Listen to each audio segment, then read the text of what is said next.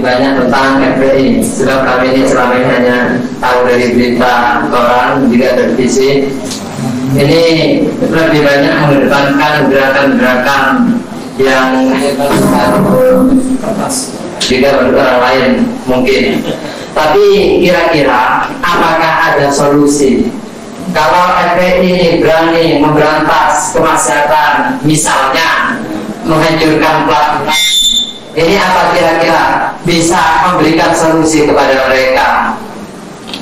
Kalau FPI ini bisa merusak tempat-tempat kemaksiatan, apakah juga bisa memberikan jalan keluar? Sebab mereka katakan selain faktor internal, ini juga ada faktor eksternal yang menuntut mereka harus mencari nasi untuk makan dan lain sebagainya. Itu saja yang kami sampaikan. Terima kasih. Terima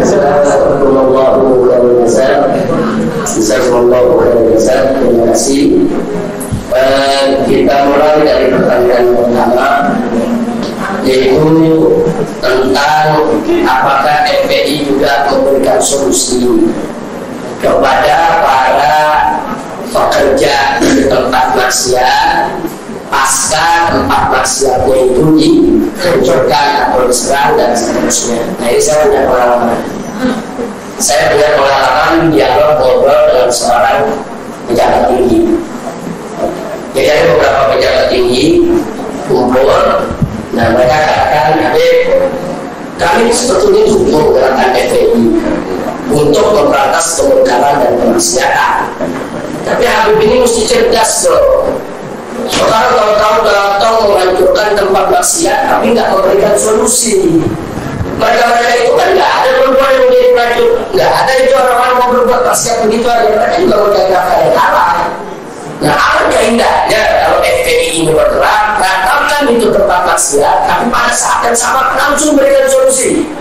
Nah, berikan mereka pekerjaan. Kalau mereka belum terampil, didik mereka, kasih keterampilan. Kalau janda-janda itu dididik untuk mendapatkan keterampilan, mereka punya anak-anak yatim yang mesti dijaga. Ya tentunya anak yatim itu harus dijamin oleh FPI. Itu baru berjualan cerdas. Nah, itu habis diangkat FPI dibagi oleh. Nah, sekarang saya jawab, ya kebetulan yang ada di situ banyak pejabat. Yang salah satunya adalah pejabat tinggi. Yang kemudian pejabat tingginya. Saya bilang, Pak, saya setuju dengan usulan Anda. Kami dari FPI siap.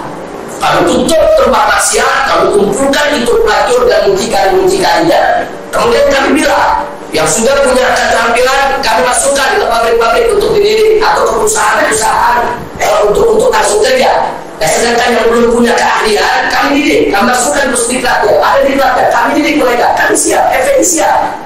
Bukan nggak siap, nggak sampai di situ lagi kita bilang. Nanti kalau mereka memang punya anak yang harus ditanggung, sementara mereka belum dapat pekerjaan, sementara mereka dididik di tempat pendidikan dan pelatihan kami, anak-anak mereka juga kita tanggung biaya hidupnya setiap hari sampai orang tuanya dapat pekerjaan. Saya siap, saya setuju dengan usulan Anda. Cuma syaratnya satu saja. Syaratnya apa? Syaratnya saya mesti megang negara ini dulu. Saudara, saya katakan kepada si pejabat tinggi tadi, Anda ini saya bilang nggak bisa membedakan mana tugas ulama, mana tugas umaro.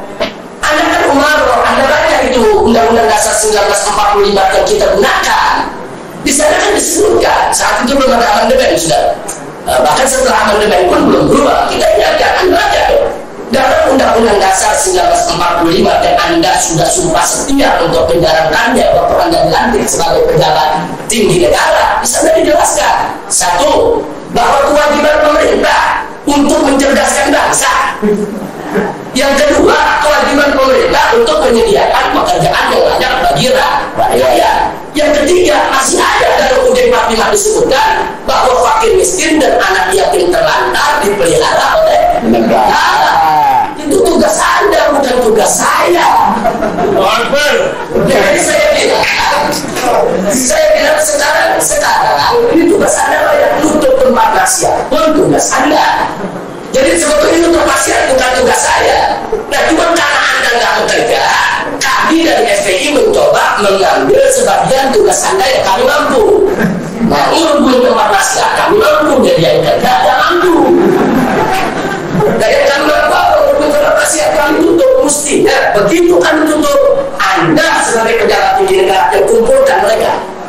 45. Anak-anak yatim mereka yang terlantar dirawat oleh negara, jamin sekolahnya, pendidikannya, kesehatannya. Tidak sampai di situ kita tidak, bahkan sediakan lapangan kerja yang layak bagi mereka sehingga mereka itu tidak menjadi pelacur lagi. Jadi jangan dibalik. Karena sekarang pejabat enakan dengan itu kenapa jangan bisanya untuk tempat maksiat aja. Kalau udah tutup jadilah bikin lapangan kerja. Nah kalau semua orang yang kerja, pejabat kerjanya apa? Dan kalau pejabat nggak mau kerja yang mundur lagi dan pejabat biar ulama kan.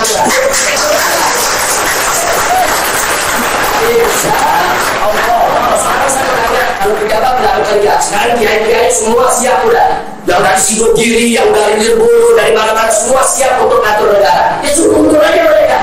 Biar kiai-kiai yang santri-santrinya yang pegang negara cukup sudah.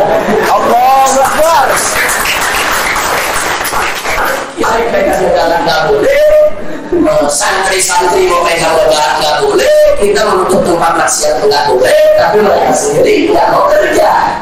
Nah, ini jadi musibah buat kita bersama. Saya rasa dialog saya tadi dengan pejabat tadi itu sudah bisa mewakili sebagai bagi jadi maksud saya begini, sebetulnya kami setuju seharusnya FPI bisa menyediakan lapangan kerja, tapi ya FPI juga mesti ngaku kalau nggak mampu ya mau bilang apa.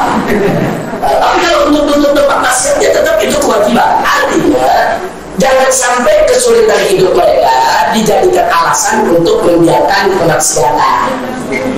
Nah ini yang kita khawatir nanti, wah udahlah itu yang mulai itu nggak usah dikasih murah, kesian mereka miskin, mereka lapar. Jadi kita diamin kemajuan, nggak bisa. Bahkan saya kaget ada satu toko ternama di luar Jawa ya bang. Itu mereka begitu didatangi oleh Inul di kotanya pada saat ingin melakukan modal umur, itu kiai-kiai nggak terima, santri-santri nggak terima, mereka protes, Inul tidak boleh masuk wilayah mereka. Tapi ada satu toko justru menyambut, ini toko besar di wilayah tersebut ya Pak. Dia sambut kedatangan Inul. Singkat cerita, karena dia sambut, Inul bisa tampil di sana. Dan yang ini saya ceritakan pasca itu. Setelah itu orang tanya, Pak Kiai katanya, ini kenapa jadi kok Pak Kiai setuju kalau Inul ini tampil di kota kita? Apa dia bilang, ya sudahlah, kita jangan keras-keras, biar aja Inul itu gaya ngobrol, saya tahu kok itu maksiat, tapi nanti juga kalau Inul udah tua ada ngobrol lagi. Saya kaget betul dengan itu jawaban, karena kalau itu memang dijadikan jawaban, maka semua maksiat kita bisa jawab dengan jawaban yang sama. Bahwa banyak pejabat korupsi, jangan apa dia nilainya tak korupsi juga ada korupsi lagi. Nah di mana-mana banyak pelacur, udah jangan heroin itu pelacur, nanti juga kalau udah nenek-nenek nggak ada mau jadi langganan lagi. Nah kalau ini kita punya pola pikir, maka nanti bukan nggak perlu saudara. Nah, tapi saya yakin betul nggak begitu Islam mengajarkannya Tuhan. Nah ini jadi saya rasa untuk pertanyaan pertama tadi sudah jelas bahwa ya kita prihatin dengan kesulitan hidup mereka, itu merupakan kewajiban kita bersama, bukan hanya kita memikirkan bagaimana untuk tempat maksiat, tapi juga kita harus memikirkan untuk mencari solusi. Mudah-mudahan satu saat besok akan berusaha memberikan kemampuan finansial kepada ini. Siapa tahu FPI tahu Allah kasih kemampuan finansial, punya pabrik, punya perusahaan, punya kekayaan, kita bisa lakukan saran daripada akhirnya atau tadi. Tapi kalau FPI masih seperti ini lah, kalau Ustaz FPI nggak ada punya rumah semua rumah.